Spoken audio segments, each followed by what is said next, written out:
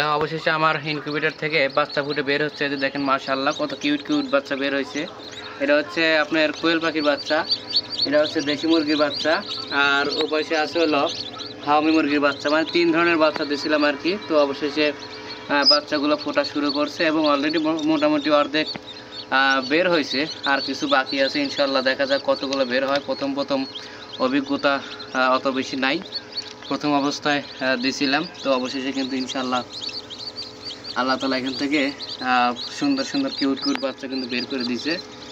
তো এই যে দেখেন দর্শক, এদের হচ্ছে ফার্মি মুরগি। এ বাবারে কি কিউট, কীভাবে তাকে দেখছেন।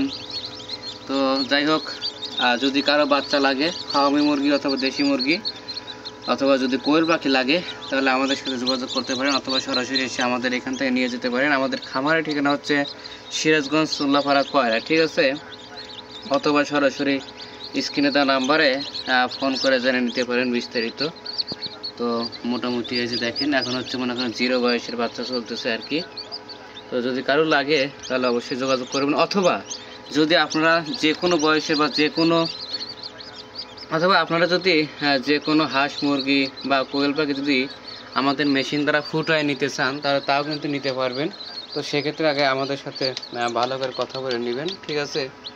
তো যাই হোক, বাচ্চা যেহেতু ফুটে বের হচ্ছে, এই সময় আসলে মেশিনটা খোলা মোটেও ঠিক না। তারপরেও মনে হয় যে মন মানতেছে না, প্রথম তো যাই হোক, ভিডিওটা বেশি লম্বা করলাম না। যদি কারো বাচ্চা লাগে তাহলে অবশ্যই স্ক্রিনে দেওয়া নাম্বারে যোগাযোগ করবেন।